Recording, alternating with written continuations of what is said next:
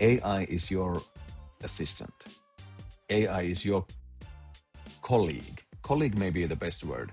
AI is your junior colleague, actually, who is doing a lot of work for you, but still, I am, as an AI user, I'm responsible for the results that AI is providing.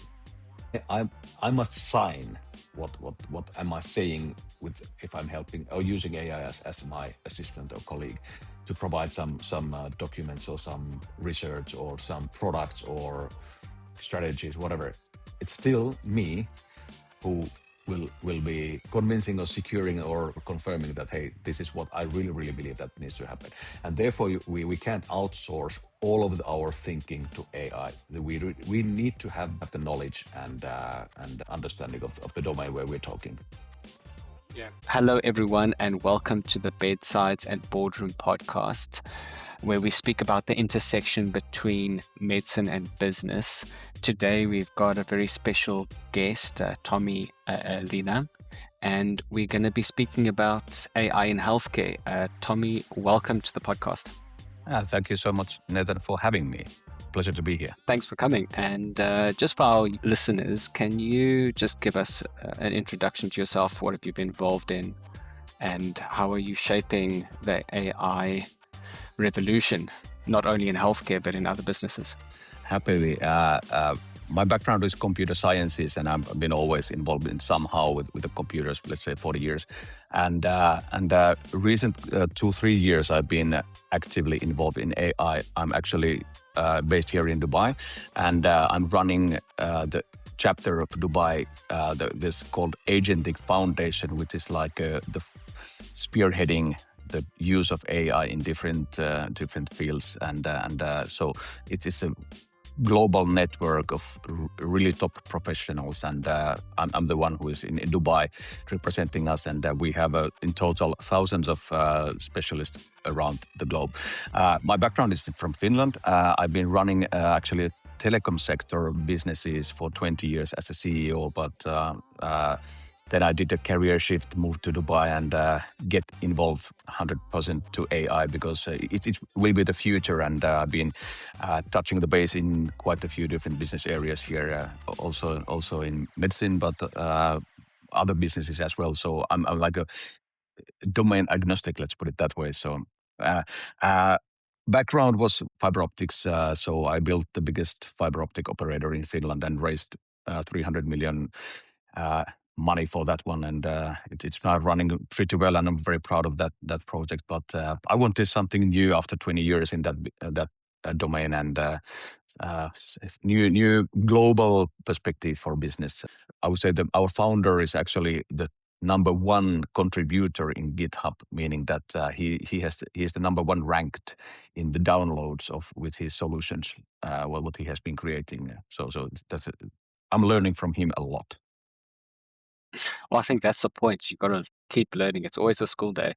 Yeah. Whenever I see AI come on a podcast or I see it in the media, we've got these two real diverse messages that come out. The first message is normally coming from the companies saying that AI is going to be the best thing since sliced bread.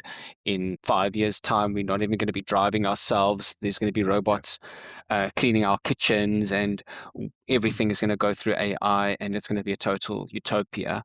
And then we have the other hand where we have people saying that this is actually going to be an extinction, that it's going to take over, and it's going to be totally apocalyptic.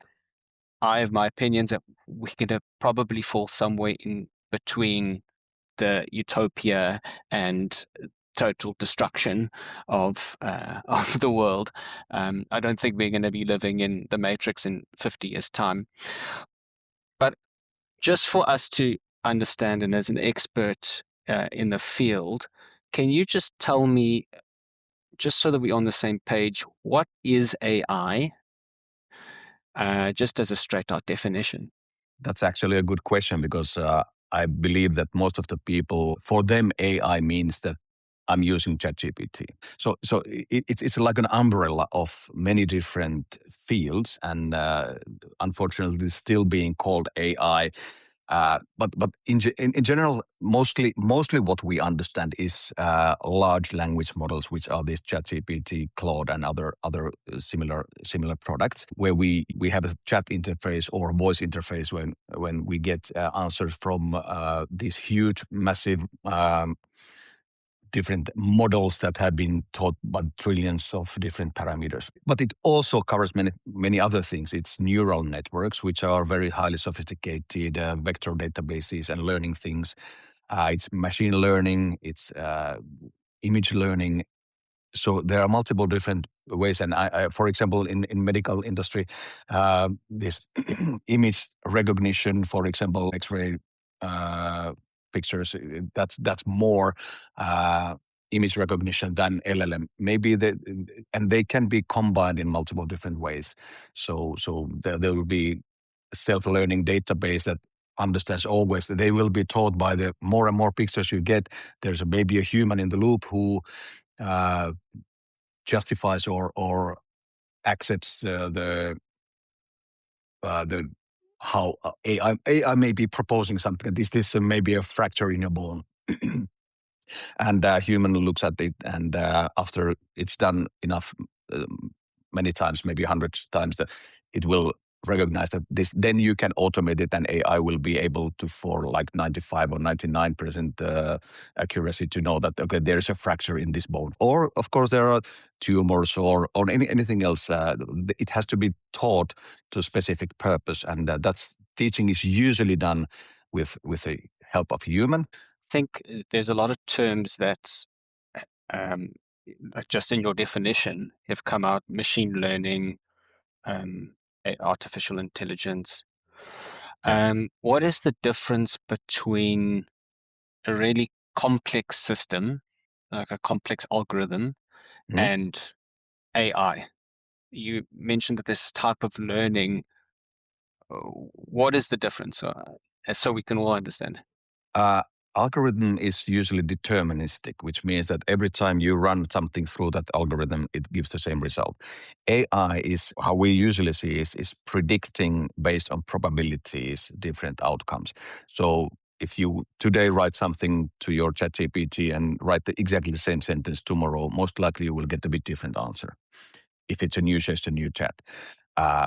So of course, algorithms are being used to train, and they are heavily involved in AI as well. Algorithm is like the core part of AI, but AI is much more than just an algorithm. It's a series of algorithms. It's and usually the best versions of AIs are actually, let's say, tweaking or adjusting these algorithms all the time to get better results based on the human feedback.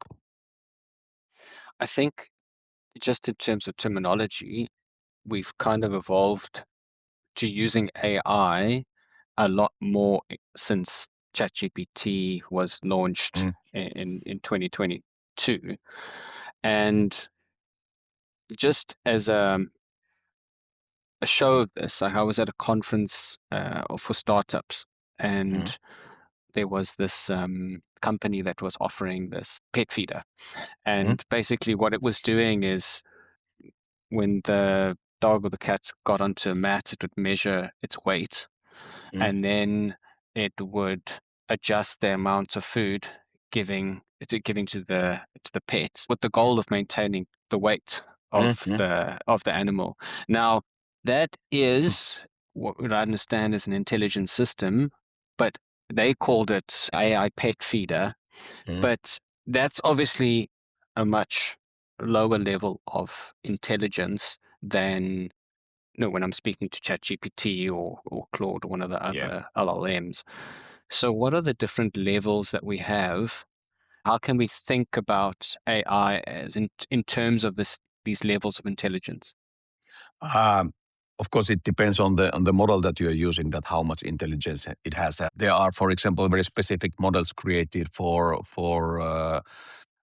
legal industry. So like lawyers, there is a huge startup which is specified for certain jurisdiction in certain areas, and it will be helping the lawyers to create contracts, evaluate them, and so on. So that's a very specific purpose. This pet feeder can be also it could be like a self-trained model that has this understanding that, okay, this is a cat or this is a dog, and they, on average, they consume this many calories, this weight, and then they know what is the nutrition ingredients of the food that we are giving, and it's basically very simple mathematics. I'm not sure if that's really really something which I would call AI. It's just a software doing something. But right now, of course, AI is a very hype word, and everyone needs to have AI somehow on top of their thing. Earlier, they were talking about automated or automation or processes or something like that. But now smart, yeah. Exactly. AI is everywhere, despite it's not actually so much AI. Like, of course, there's another type of approach when we have. I'm not sure if our listeners are aware of this agentic approach, which means that right now, I think that the hottest topic, and it will be for next few years. For example, here in UAE, the president told that half of the services provided by the public sector will be done by agents in next 2 years, which means agent is basically you can think about AI as your colleague or as your little assistant who is doing specific jobs for you, and in the future, all of us we will be having tens or hundreds, if not thousands, of agents who are doing very specific jobs for us to help. For example, maybe already using Microsoft Outlook and or even iPhone, and you see that there is a very short summary that what is the long conversation, what is it about, that you don't have to read a lot of messages to get that, hey, what is it about? So like too long, didn't read TLDR type of approach. And okay, there's something that's not interesting for me. That's basically an agent who is doing a summarization of this conversation for you. And that helped you a lot. You saved a lot of your time.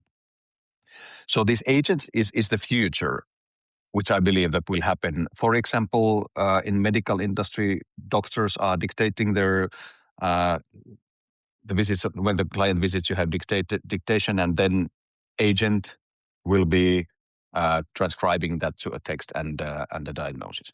So I think that's an interesting thing to chat about in terms of an LLM and where does the actual intelligence sit in some of these systems, because I've seen a lot of programs now that will use Claude or ChatGPT, some of the other LLMs, and you can choose which one you want to use if you subscribe to them. And then the interface is the API is another program, and it's doing some other function for you. Maybe it might be an agent or something else like that. So if you can just look into your crystal ball and you can see the future, which I think is in this space extremely difficult to predict, but do you think that we are going to have the big companies, OpenAI, Anthropic, and the one that Elon Musk owns, do you think that's where the intelligence is going to sit? And we're going to have other programs that are just going to be using that intelligence? Or are we heading to a stage where we're going to have these really, really complex systems and they're all going to have some kind of element of AI? What's the future like? That's a great question. And I think that there are like multiple different options. Many people already think that because the AI has been trained on a certain amount of data, and I think that all the data that's already available has been put in these LLMs already. So basically, there is nothing more to learn from, and it also means that AI knows only the things that already has been created by human. So it's not very creative per se, meaning that it would be able to create something new, and that's kind of the challenge in the current way how these language models have been trained. there are another approaches already which are starting from the ground up to teach these models in a new way, which would be more like how human brain works. There was this, I think, this French guy Yann LeCun, who used to be working for Meta, meaning Facebook, and he was the head of AI, I believe. But he has his own startup. Who is not? He's one of the new wave creators who believes strongly and is promoting that actually the AI can't get much better until we do something different. And he's, I think he raised like 1 billion euros for his startup, and it is very very interesting where they will go with that. And that's kind of so basically, if we don't have more data, how can we teach it become even better and better? Of course, they will learn all the time to adjust these algorithms that you mentioned, and they will become more and more wise. For Claude 4.7 and Claude Opus 4.7 and ChatGPT Pro 5.5 are extremely good compared to their previous models. Let's put it, or two generations earlier, which was like half a year ago. They're much better. Despite, I don't believe that the training data has changed too much during that time, and but still, I think that there is some kind of threshold that they can surpass. So will there be ever this AGI, which means like the artificial general intelligence that would surpass the human intelligence? I don't know if these current models or current ways of doing that will ever be able to do that. But maybe another approach that Jan LeCun is promoting, it could be something that kind of takes us to the next level. I think in any technology industry, there has been the first version, the first wave of how we do things, and then we evolve and get better and better. And I believe that there will be some changes in that approach. So let's see that next couple of years will be very, very interesting in that field. That's an interesting differentiation between what LLMs do now, which is trained on the internet, all the data that there is, and general artificial intelligence. Now, what are the functionality gaps that we would need to overcome from the current LLMs to general intelligence? If I would be able to answer that question, I think that I should be doing something else right now. So, unfortunately, that's the question that the brightest minds in any of these companies are trying to solve right now. So, unfortunately, my knowledge about this subject is not enough. That may be the way that you'd interact with a general intelligence. You'd have an interface on your computer, and you would just type in it, and then it could just go and do different things, not just chatting back to you. I mean, you could say, create an app that does this, and it would create it, put it on your laptop. Is that the next level? That's basically already existing. If you think about Lovable or even Claude or ChatGPT, they can create a software based on one prompt, few sentences. But unfortunately, creating a software is not that easy because there are so many open questions that you should answer. The AI, when it creates a solution, uses a lot of assumptions, and therefore the result, the safety, security, governance, and things like that are not so well considered. It's a good working prototype or even MVP, but it's not a production quality solution yet. And this is maybe something. When I was talking about the agentic foundation, most of the people may have heard word vibe coding, which means that you write something and you create the software like that. I'm sure so many people have already been able to create a nice kind of software tool for them. Let's go gadget or toy. And they do something for their own purposes, but is it yet a commercial product that can be sold to someone? There are so many bad examples of how there has been very, very severe security leaks in these softwares when customer data and passwords and even credit card information, that can be easily leaked. If someone who doesn't know what they are doing, because they don't know what they don't know, so they don't. Oh, I should think about, for example, GDPR, or I should think about the security, and I was thinking about how to put guardrails to my AI. Guardrail means that AI can do only this, so you have to give the scope and limitation what the AI actually can do in a certain situation. Yeah, and I think that is part of some of the risks that you can have. And part of our business is software development, and some of my clients will say, well, why can't I just go onto Replit, it's another one, and just type out and look how quickly I can create an app. And then I tell them, you can get something to do a function, but then that might not be a commercially viable software. So it can do a function for you, but you can't necessarily turn that into something that is, as you said, security proof, has all the guardrails that it needs to have. I started with ChatGPT. And when this first came out, I was actually an academic before.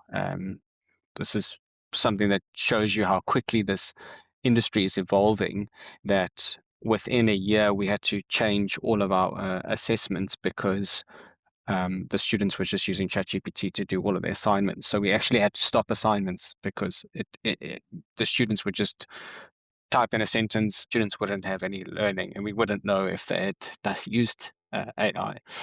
But if I may comment on that, I've seen also in business industry that there are some people who are using their AI, and they kind of put everything in AI, and they don't even read what is the output, and then they deliver it as a deliverable.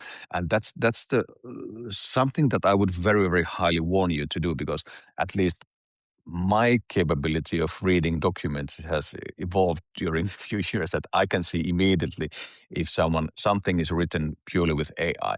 And it's not professionalism to write a prompt and just put it somewhere, because you should understand what is writing, what is actually it's a great helper, but you have to really, really, really be able to elaborate and add value to the document. It's hard to believe that the one who is writing the prompt is the best prompter. AI is very smart, but you really need to know how to use it maximally. For example, many people write a sentence and then they just deliver it without thinking more.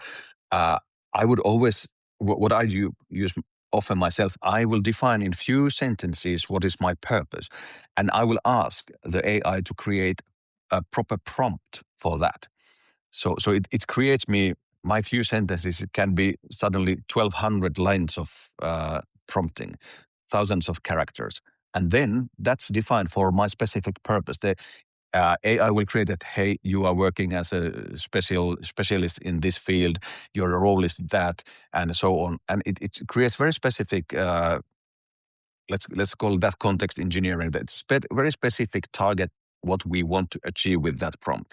And based on that, the quality of the deliverable increases massively. That's one approach. But also, I have to first understand what I'm asking. Then I have to check the prompting, what is actually being delivered. And then when the deliverable is there, I need to read that through and maybe iterate it a few times that, hey, this is not maybe right.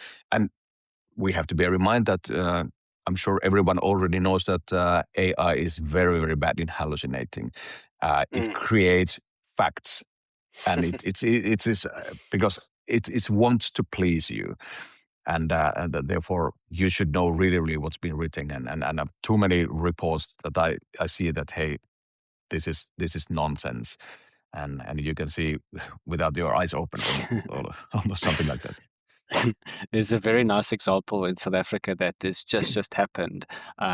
Some legislation went through Parliament, and it was AI Act, and some of the references within the act were hallucinated by AI. So the politicians, it's great how we pay them not to even read all of the stuff. So there's Yeah. absolutely hallucinated references.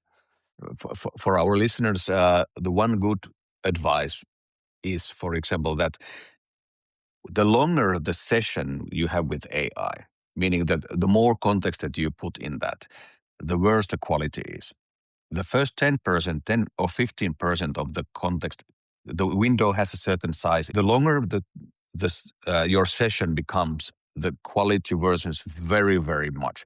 So you should very often start a new session, and that's how you increase the quality. That's very interesting. That's very interesting. What I've started doing now is, as I said, I started with ChatGPT, but now I open up ChatGPT, open up Claude and Gemini, Mm. and then for my more important tasks, things where I really wanted to generate ideas for me, not just Mm. rewrite something, I will put the same prompt into all three, Yeah, and then look at each one of them and say, okay, well, ChatGPT gave me a good idea, Gemini gave me this good idea, Claude has come up with this other thing that I yeah, hadn't thought of, or that the other two hadn't thought of, and I use those three. So yes, I think as we evolve, as we use these tools,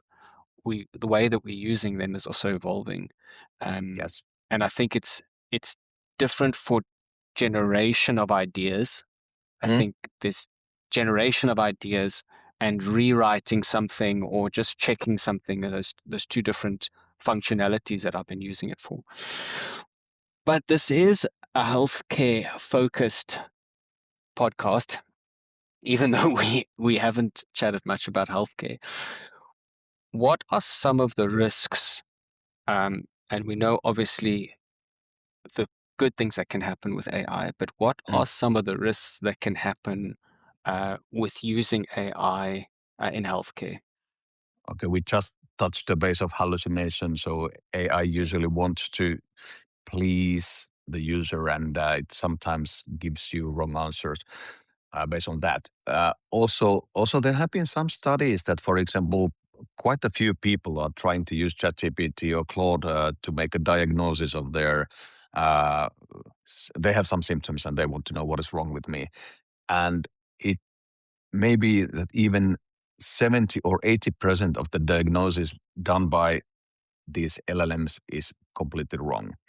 So that's one thing, that they are not trained to be your doctor, and they have Mm. absolutely no responsibility of their answers.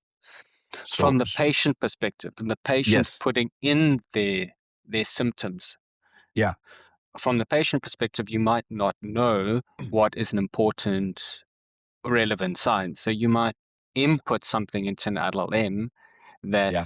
actually will produce an incorrect diagnosis.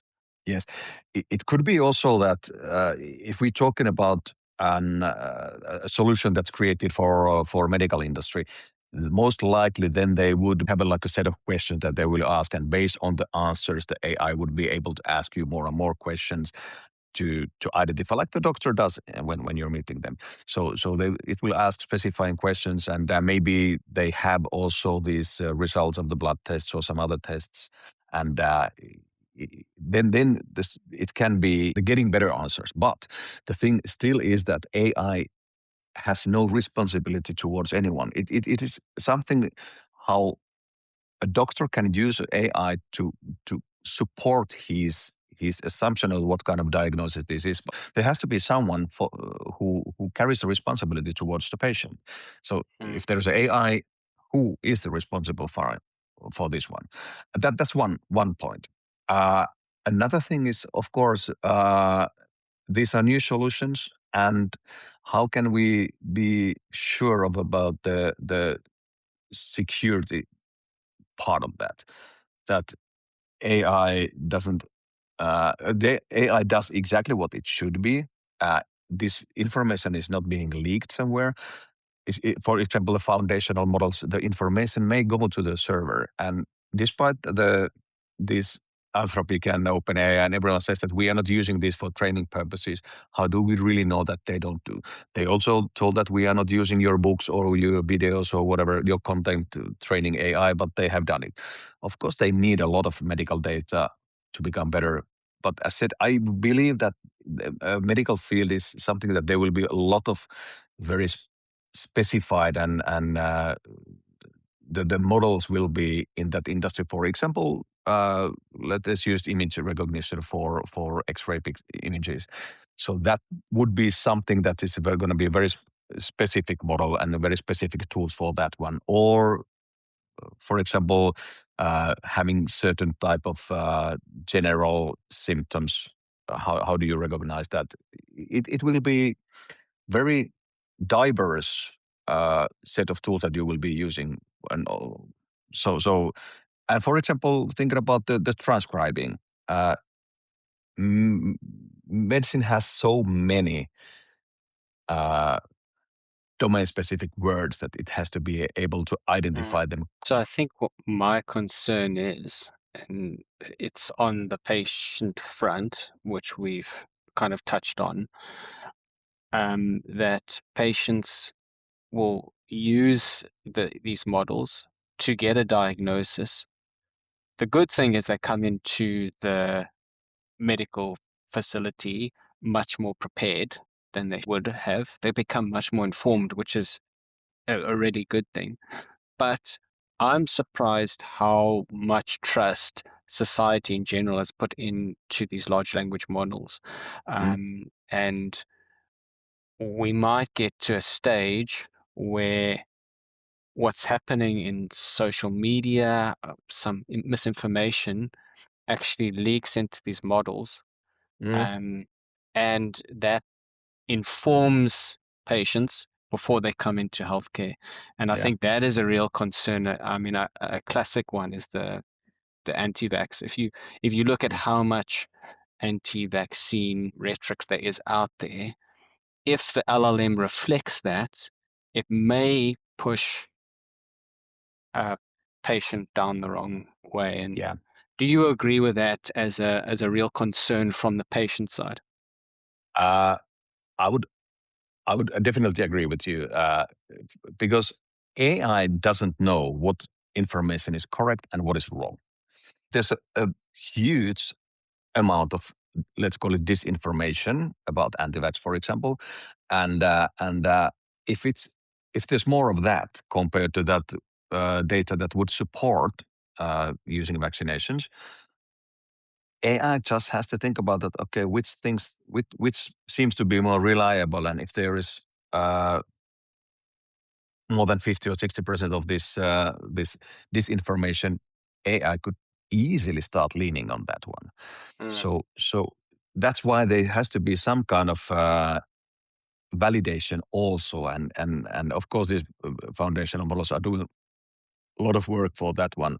But I would say that that's of course a huge risk for that, and therefore I would say that I would not use these as a complete solution for your healthcare. I would go with a very specific model that had been trained for this specific purposes. mm, yeah. There's a program called Open Evidence, which is Mm. new, and that's trained on um, journal Clinical data. articles and clinical Okay, yeah, data. Yeah, exactly. Mm, yeah. mm, I think what I also have another concern about in healthcare, which is kind of a risk, is this the way that we use it to treat mm, patients. It might just become common practice for us to just type some symptoms into ChatGPT and get a diagnosis. And then we as healthcare providers lose the intelligence or mm. Yeah, the knowledge that we should. like that's it And knowledge type of thing. exactly. And Mm, it might become integrated into our systems mm, in an unregulated way. And that's what my concern is, that we just have people that are working as individual practitioners using these systems, and it's not as regulated as other fields of medicine are. Is that a concern that you share? Of course. On the other hand, there's always an opportunity as well. So if there is a professionals who really, really know about that, and when they go through this diagnosis that AI is giving to you, you can teach the AI become better. So basically, AI will never forget anything, and it will learn from this. When I was talking about machine learning and self learning, it's kind that can be also used as an opportunity. So I would not want to outsource diagnosis, at least yet for myself, completely for AI. Despite when I've had some strange symptoms, I have been using my ChatGPT to ask it, "Hey, what's wrong with me right now?" And it has been giving me multiple different options. And then I've noticed that okay, I actually don't know whether this is right or not, and then it's better to go and see your doctor. But I think that everyone who has been doing that already. That hey, using Google a few years ago, and this is pretty much the same thing. But now I think that we trust more answers coming from AI because it speaks your language, it talks your way, it makes you feel that hey, they really know what they're talking about, instead of remembering that hey, everything is just prediction and guessing what they are doing. When AI starts writing a word, it will never go back. So basically, uh, if it starts with the wrong foot, we don't never know where we end up. So. Yeah. Uh, yeah, I think, moving to the future of AI in healthcare, and I think that the future is going to look something like, mm, if I use an analogy of how we created cars or invented cars. So in the beginning, the first car, the human had to make all of the decisions. You had to Mm, steer it, you had to change the gear, you had to do whatever. Over time, that car design has evolved so that less and less decisions are made by the human. If you think about those less critical decisions, like changing the, see, I'm not a car guy, but the indicator the indicator goes down when you change yeah, direction. um and I know there's windscreen wipers that when mm, it's raining it will yeah. automatically do it. Mm, So, and then we get the total extreme of that, where we have total autonomous cars that will do mm, everything. You sit there and it just drives for mm, you, and you're not even thinking about or not making any decisions. mm. So, where do you think we're going to end up with AI in healthcare? Are we going to be Are healthcare providers going to be making some of the decisions, or are we heading to a future where all healthcare is done by AI?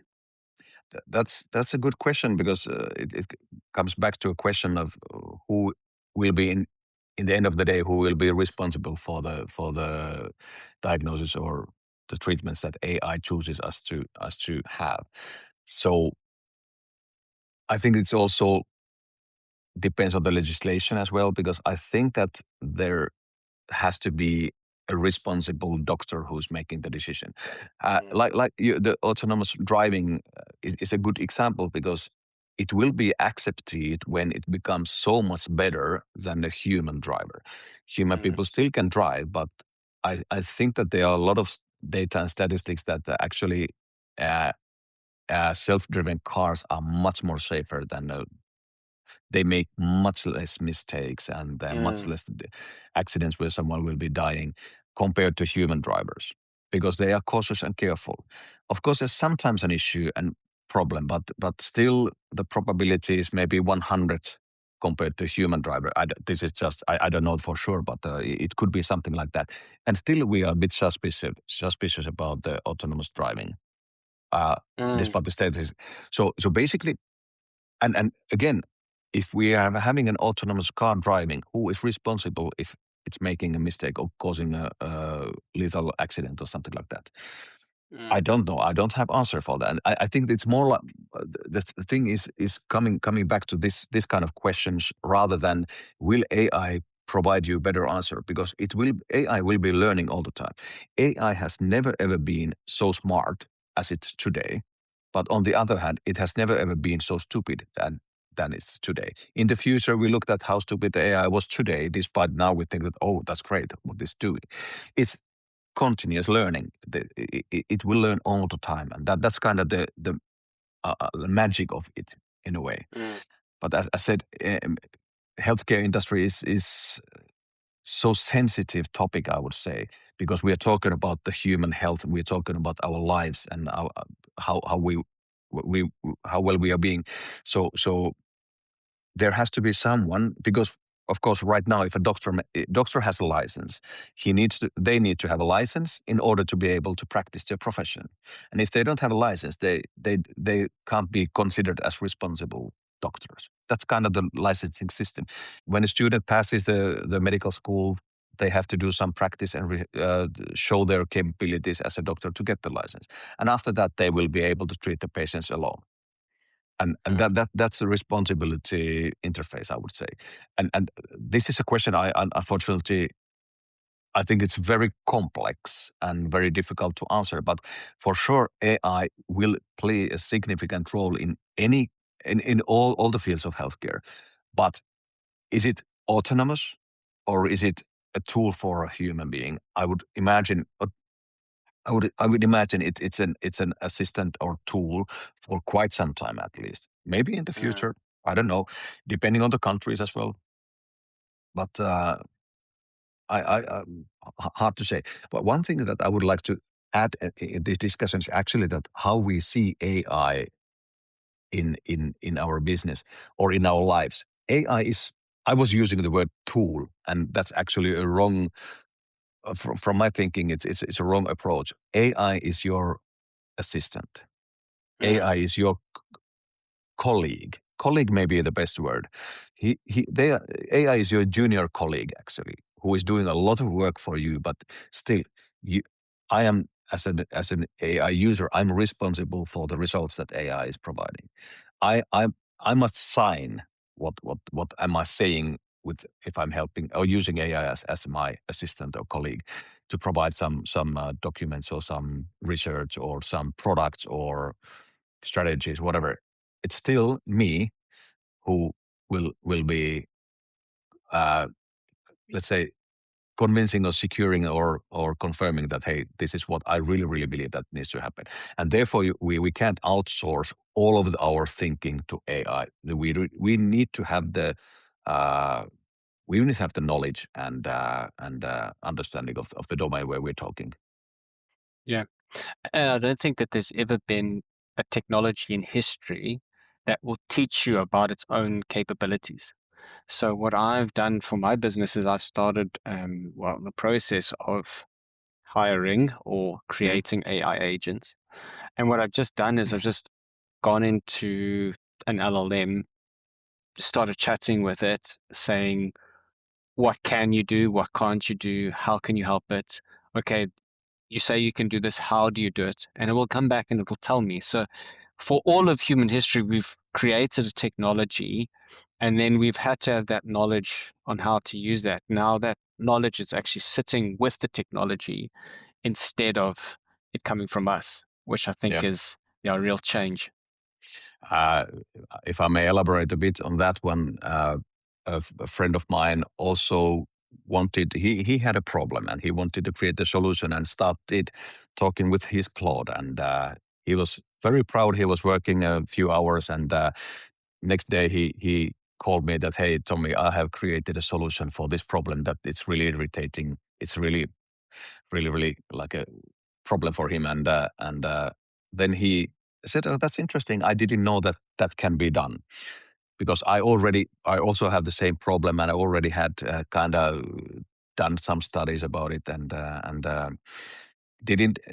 I wasn't sure about it, so I asked him to share this chat with me, and I then used my Claude and asked, "Is this really true?" Because I have this hallucination that this is not doable, and it was complete garbage. So AI was talking and answering the questions that, hey, of course I can do. We can do this, and it has been very creative to solve the problem. But those solution that they were providing didn't even exist. There was some non-existing software, non-existing interfaces, and so on.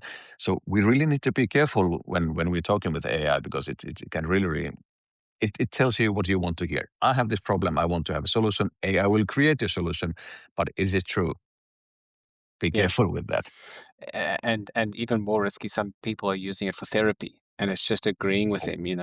I've seen a chat where there's a person saying, "Oh, I've cheated on my wife," or something like that, and then the AI has said, "Well, it's okay to cheat on your wife," or something like that, because it's just agreeing with you. And I think Yeah. that's a real risk if people start using it as a tool to Mm.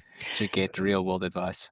That's a good example. I would not use AI as my relationship assistant, or if I'm having mental issues or any.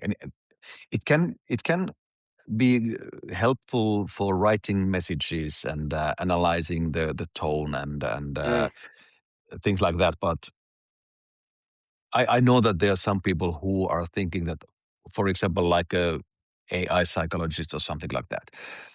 How on earth? Because I think in psychology you have to understand and know that you're patient, and if you're using a foundational model or any other model, it's not tailored for your purposes. You as a person, it's giving the general advice. If I would like to have a AI psychologist for myself, it needs to be trained on my data, and of course, the uh, journals and articles and about psychology, so it would mm, understand the foundations of that business.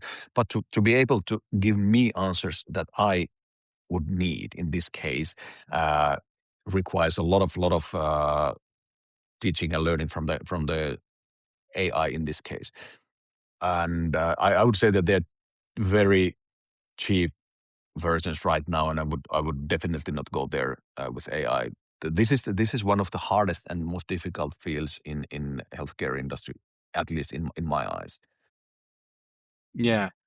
And I think there's also some people that have started to have relationships with these AIs. And I think um, if I think about technology and what I want to be doing in 10, 15, 20 years' time, Mm, I don't want my technology to be replacing my creative side. I want it to be doing the things that I do in order so that I can mm, create.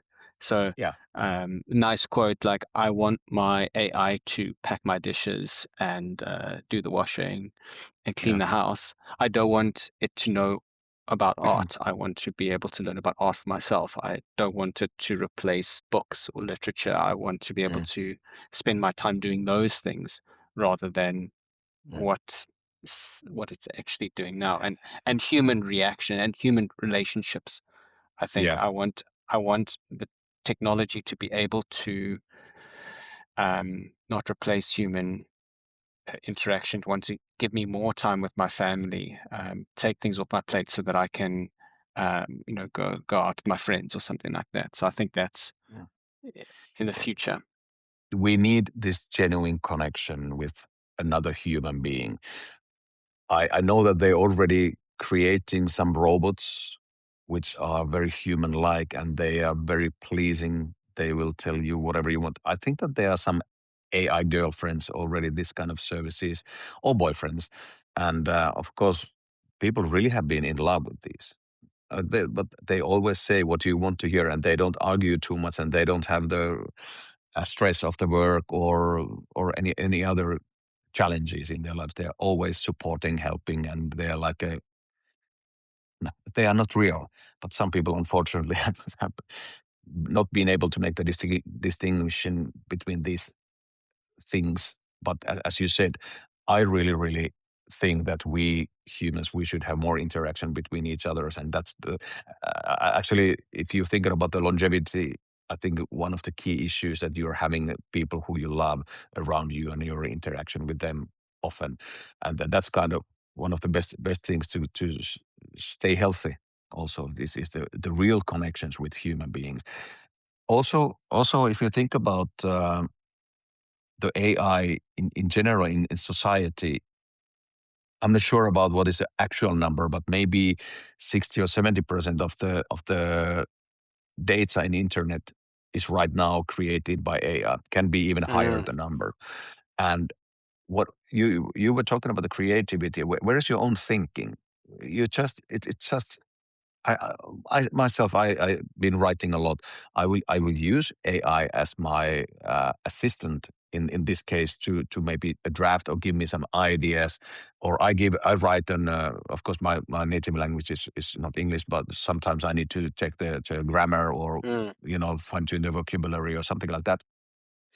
But to outsource an article to AI is just laziness. It doesn't show your professional capabilities. I think that in the future, the ones who are writing their own stories will be the ones who will be like separated or will be the famous ones. But too many, way too many, have fully automated AI created text creation. Yeah. Yeah, I think an interesting example of bringing it back to healthcare of this is where there was this company called, and they went under or stopped operating in 2024, called Forward Healthcare, and they were working in Silicon Valley. Basically, they created these health cubicles that you would go in. You wouldn't interact with anyone. It would draw your blood. It would give you a diagnosis, and then you would leave, and you paid a certain subscription per month, and you get access to healthcare. And it failed. From a healthcare provider's perspective, I can absolutely see why it failed, because there's so many aspects of healthcare that are not just related to sorting out your illness or your problem that you have in your body. We want to speak to someone, we want to be heard, we have this social need in order to go to a place to interact with an actual human. That's part of the healing process. Even if you just cut your finger and you need it to get stitched up, the chat with the person, helping you stitch up your finger, that actually is part of treatment, not just the fact that you have got this like mechanical correction of what's wrong in your body. So yeah, just interesting example from healthcare, where I don't think that the world is going to fully automate healthcare in the Yeah. future.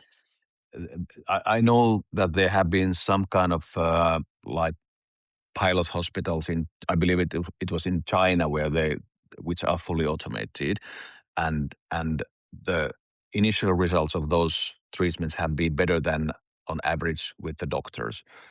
This is maybe just one or two examples, and there will be a lot of data coming from these studies or research in the future. The one thing that maybe we could address also is that, for example, like a cancer treatment or identifying cancer. And so, because one thing that AI will for sure help us in the future is creating like a, is it tailored or the cure for your type of cancer, because it's able to identify the type of your cancer better than let's say traditional systems, and it will be able to create the chemical formula for the specific medicine that you would need for your cancer. And there has been very promising results in that field. So we should identify right now what are the best use cases for AI to support and help us. Of course, the radiology is one area where the image recognitions, they are actually really good already, and but also this very specific individual treatments for any persons, and that's kind of something that I think that we've been a bit skeptical during our conversation, but there are a lot of opportunities. I don't want to give a wrong impression to our listeners that and that we would not believe that AI would radically change the healthcare industry as well. Of course, it will, and there will be so many use cases. But we need to be also careful that we don't make very very bad mistakes or expensive or so that we are using it in a correct way, and that requires, of course, some kind of framework where we are working with, and we really need to understand better that what are the core capabilities, and where we get the low hanging fruits with the biggest wins and the minimal risk. So and that's kind of because AI is evolving all the time. Like I said, it's never been as good at it as it is today, but it's never going to be as stupid as it is today. So that's kind of paradigm, or it's interesting to see. I think politicians and regulators really need to catch a wake up, start being a bit more forward thinking when they come to these things, because I mean, even just since ChatGPT, from what I've seen from 2022, this is only 4 years later.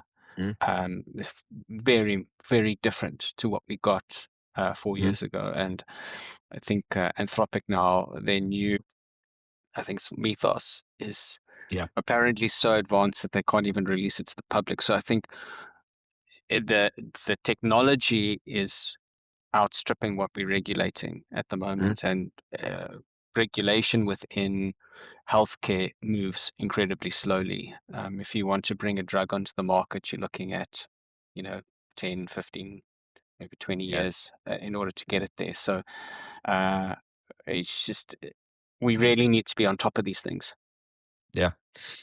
And of course, we need to give AI a chance to show its qualities and its how good it can do some things, but still we have to be very, very careful, and that's a very thin line how to be able to optimize our and so that we don't harness it too badly, but still we don't do this stupid mistakes because we don't think through. And of course, there are many different opinions in this subject. Some people are very suspicious, like you said in the beginning. Some people are thinking of very opportunists. I don't know. I think I'm more leaning on the future, but still having this more careful approach on a subject. But let's assume that if someone is having like a terminal phase illness of some kind, why wouldn't we try to have the modern medicines like tailored for them if it's already terminal? So we have no reason to prevent that from happening. But would you start trying with the regular healthy young people? I would be very careful with that. Absolutely, absolutely. There's that, as you said, is that fine balance between making sure that the technology we can benefit from the technology, but also that it's not being integrated into the way that we practice and the way we run healthcare systems that are not safe. So yeah, as a closing tradition, we always ask one maybe a controversial question, and I teed you up at the beginning of the episode when I said, are we heading towards utopia? Are we heading towards apocalypse? So as I ask you to dip into or look into your crystal ball, do you think that in 50 years' time we're going to be living in a much better world, or are we going to be slaves to the robots? And know that it's on the internet. This is on the internet, so it's going to last for the next 50 years at least. Okay. In Finland, we used to have a president who said that if you don't know, is it going to end up well or worse, you should always assume that it ends up well. So I believe in goodness in humanity, and I believe that most people have a high moral, and we want to have the better future. So far, humankind has been able to evolve so massively, so hugely compared to where we started, and our lives are better every day. The quality of life has increased so massively, even during my lifetime, and so I don't see a reason why it wouldn't end up being well. Of course, there are someone who is always saying about a apocalypse. I don't know, but as I said, I assume that it will end up well. Yeah, well, I mean, I can just speak from personal experience. I can tell you that I would not be anywhere near as far along with my business if it wasn't for these integrating AI into the business, and there'll be no way. So certainly I've benefited from it, and I hope our future. And this is now my wife is pregnant, so this is why I'm wearing my dad cap today. Okay. So I'll probably be wearing that for a while now. But yeah, so I hope that my son to come is going to be living in a world that is definitely the utopia, not the apocalypse. But Tommi, thank you so much. It's just been an interesting conversation and wonderful to have you on the podcast. Thank you for your time. Thank you for having me, and it's really, really nice and interesting conversation. Let's see in 50 years what's going to happen. Yeah, we'll see. Thank you so much. Thank you.